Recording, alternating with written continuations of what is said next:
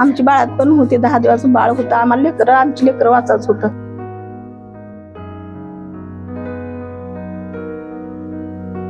अचानक पाणी येते तर त्या पाण्यासंग साप पण यायला लागली सगळी.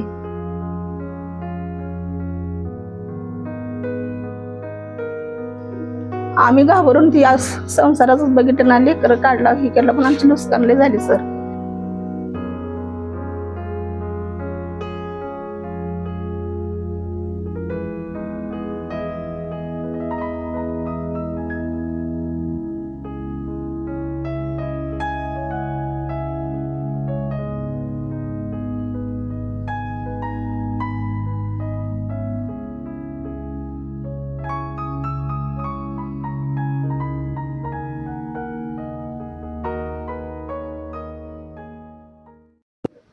सोलापुर शहर के तिरेगांव में इस वक्त हमारी मौजूदगी है। गांव वालों का क्या कहना है जिस तरह से सीना नदी का पानी पूरे गांव में घुस चुका था। आइए जानते हैं, बातचीत करते हैं।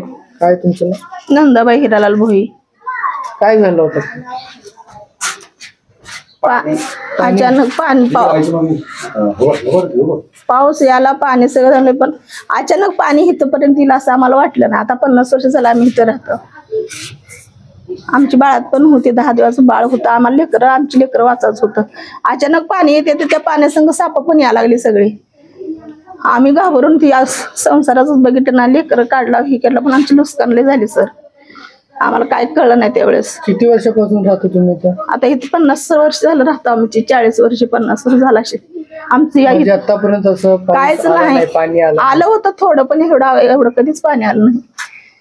आमचं जन्मपर्यंत पाणी होतं म्हणजे इथपर्यंत पाणी, आतपर्यंत यायला चान्स नव्हता. बाहेर पण यायला येत नव्हतं पाण्यात, पूर्ण पाण्यात अर्ध. साप वगैरे आलेत का? हा, साप आहे तिकडे. साप अडकली, ती लहान लेकरायची. डिलिव्हर झालेली माझी सून आहे 10 दिवसाची. तिकडे आम्ही वर शिफ्ट केले त्याला. कोण कोण राहते घरात? माझी 2 मुलं, 2 सुना, 2 नातूंड राहते मी. माझं मालक नाही, 25 वर्ष झालं वारले ती. मी भाजी एकूणच लेकरांचं लग्न वगैरे केली. झोप वगैरे आम्ही आता ही करावं म्हणून तर असं थांबा जागा राहावं म्हणून पाणी वाटता आम्ही लेकरं घेऊन गेलो निघून. कुठे गेलो? तिकडे वरती गेलो, ती समाज मंदिर आहे तिथं मंदिर मध्ये झोपला आता, पण तिथंच राहिलाय. तिथं लावून नको रे बाबा. म्हणजे जेवण वगैरे आता 2 दिवसापासून गावातली आमची सहकारी राम काका म्हणून आहे, त्यांची गावातली पवाराची सगळं जेवाचं जेवाचं काय टेन्शन नाही सर. जेवाचं 15 सगळं दिलंय, पण खाऊ वाटतंय का एवढी नुकसान बघून? काय नुकसान झालं तुमचं? पूर्ण 2 लेकराचा संसार दिलेला. आज सगळं ही केलेलं काहीच काढलं नाही. फक्त आम्ही काय 15 सुद्धा नव्हते, रात्री 15 आणून दिले आम्हाला. आता 15 सुद्धा नाही. म्हणजे अचानक बसलो होतो तुम्ही, अचानकच पाणी आलं? अचानक वडाय नाही, त्या वड्यातूनच आलं अचानक पाणी. आणलं तसं एक 40 वर्ष झालं माझं मालक वारले ते. तेव्हापासून मी भाजी कोणी करते, लेकरांना लग्न केलं, पण माझ्या लेकरांचं लय उद्ध्वस्त झालं साहेब. माझं का नाही. आणि मी लय आजार आहे, मला हृदयाचा त्रास सांगितलं डॉक्टर. आज जर हातून झाले, काल झाले, मला चालता येईल. मी लोकांच्या गाडीवर आले. काय सांगाल तुम्ही?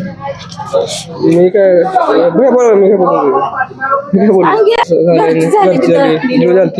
मग अचानक पाणी आरण आम्हाला पाळ कळलं नाही का, त्यामुळे आम्ही असं सोडून गेलो. संपूर्ण लग्नाचं सामान संपूर्ण भिजून गेलं, फुगून गेलं पूर्ण. काय काय त्याच्यामध्ये येतं? बेड आहे, फ्रीज आहे, कूलर आहे, ते खाट आहे आपलं, म्हणजे सोफा सेट आहेत, संपूर्ण कपडे आहेत, थोडं नवीन सगळं आहेत. मी असं अंगावर गेलो 10 झालं असं. 2 मुलं आहेत म्हणलं. आता एक 10 दिवस झाले डिलिव्हरी झाली. ती बाळ तिकडे नेऊन ठेवलं, केलं पाठ. 50 वर्षापासून तुम्ही जर काही सुद्धा नाही 50 वर्ष, पण ही नुकसान पहिलीच आमची नुकसान एवढी. 50 वर्षापासून काय सुद्धा नाही. तर घर सुद्धा आम्हाला सरकारने दिलेलं होतं. देख सकते हैं दर्शकों, एक माँ के आप बीती जो अपने 2 बच्चों को लेकर जो है पाल पोस कर बड़ा किया। 50 सालों से यहाँ पर वो रहती हैं, लेकिन 50 सालों में ऐसा बारिश तो उन्होंने अपने आयुष्य में, अपनी ज़िंदगी में बहुत बारिश देखे हैं, लेकिन ऐसा खतरनाक बारिश उन्होंने कभी नहीं देखा। देख सकते हैं पूरा घर का जो सामान है यहाँ पर, जो घर में रखा हुआ बेड हो, अलमारी हो, कूलर हो, पूरी तरह से यहाँ पर नुकसान हो चुका है। सोलापुर शहर के तेरेगांव की ये तस्वीरें हम आपको बता रहे हैं। यहाँ तक पानी का जो है बहाव था, देख सकते हैं ये जमीन से लेकर यहाँ तक ये पानी का बहाव था। यहाँ पर भी मैं आपको रूम में तस्वीरें दिखाता हूँ, स्थिति दिखाता हूँ। यहाँ पर आप सामान देखिए।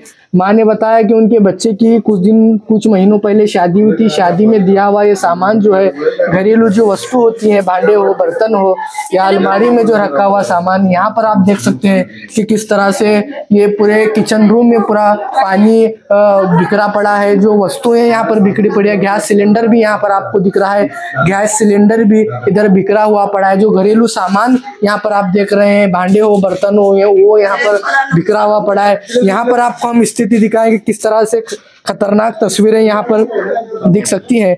यहाँ पर एक मरा हुआ सांप आपको दिखाई दे रहा है। थोड़ा सा अंदाजा लगाइए कि हम अपने घरों में जो है इत्मीनान से बैठे हुए हैं, लेकिन कुछ लोगों को इस बारिश की वजह से, सीना नदी के पानी की वजह से कितनी तकलीफें झेलनी पड़ी। देख सकते हैं जब मासूम बच्चों ने इस जिंदा सांप को देखा होगा तो कितनी डरावनी तस्वीरें। सांप यहाँ पर मरा पड़ा हुआ है, देख सकते हैं।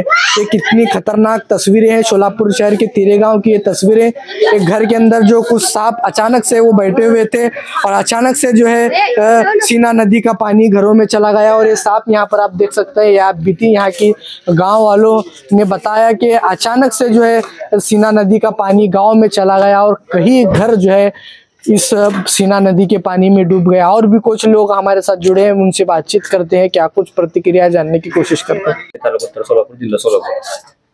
आता जेवढे घर पाण्याखाली गेलेत त्याच्यापेक्षा जास्त आपण नुकसान झाली, कारण की विषय कसा होता, पाणी ह्या साईडने येते, ओढा आहे ना, ओढ्यातनं मग साप वगैरे येतात। त्यामुळे काय झालं, आम्हाला सांगितलं होतं म्हणजे काढा म्हणून।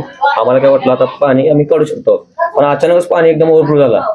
अचानक पाणी वर आलं ओढ्यातून आणि सगळे साप वगैरे आता गेट एक समोर सगळे साप इकडे बसू लागले होते। मग आता सापापासून बचाव करण्यासाठी आम्ही सामान असं ठेवून टाकलं। फक्त काय गॅस टाकी पण तिथं आतमध्येच आहे, गॅस वगैरे दुसरं खाण्यापिण्याचं फक्त ज्वारी वगैरे काहीतरी 1-2 पोती होती ती घेऊन गेलो वर, बाकी असं ठुलं आणि गेट लावून वर गेलो, कुलूप वगैरे लावून। मग आता नुकसान झाले भरपूर, काय लग्नाचं सामान आहे भरपूर उद्ध्वस्त का आता पूर्ण बेड वगैरे पाण्याखाली सगळं पूर्ण फ्रीज वगैरे। लग्न 1-2 वर्षाखाली झालंय, त्याचं 1 वर्ष 2 वर्ष झालं त्याचं, पण त्याचं पण प्रवासी सामान आणले। लहान सून आहे ती, डिलिव्हरी झाली 10 दिवस झाले, काल 12 दिवस झाले। तिले मुलगा ती तिकडे घेऊन आम्ही शिफ्ट गेलेले करायला। अचानक पाणी आल्यामुळे काय समजच नाही, सामान बी काढता येत नाही लवकर। काय होता कसं आहे, आमचं झालंय नुकसान एवढं, आमचं हे करून द्या, आमचं काय महाग पुढं कोण आम्ही काय तसलं मोठ्यावर नाही म्हणते, कुठे जावं पण आमची तेवढी त्यांनी सोयी करावं, जेवढं होईल तेवढे सरकारने मदत करावं ही विनंती आहे फक्त। पण लय नुकसान आमच्याकडे माणूस नाही, पण अजून कोणाला काम हाय गावातली माणसं वगैरे भरपूर कामाला, म्हणजे जेवण वगैरे काय प्रॉब्लेम नाही, सगळं जेवण वगैरे जेवढे आपल्या गावातले सहकारी माणूस आहेत, सरपंच वगैरे म्हणा किंवा मोठे आपल्या गावातले जेवढे माणसं आहेत ना, त्यांनी भरपूर सहकार्य केले। म्हणजे ज्यांना उपवास म्हणा, उपवास राहायला काय नसेल, कुठे शिफ्ट, कुठली शाळा म्हणा, स्वतःच घर किंवा असं काय, आणि सगळ्यांनी मदत केलं आपल्याला, काय विषय नाही। आता पण सध्या चालू आहे सगळं, जेवणवरच्या शाळेत पण सगळे शिफ्ट आहेत, त्यांना जेवण म्हणा आणून द्यायचं किंवा घ्यायचं, हे करायचं सगळं जेवण वगैरे सगळ्यांना काय व्यवस्थित, जेवणाचा काय प्रॉब्लेम नाही, फक्त नुकसान भरपाई झाली, नुकसान झाली त्याचं एवढं। लय नुकसान झाले।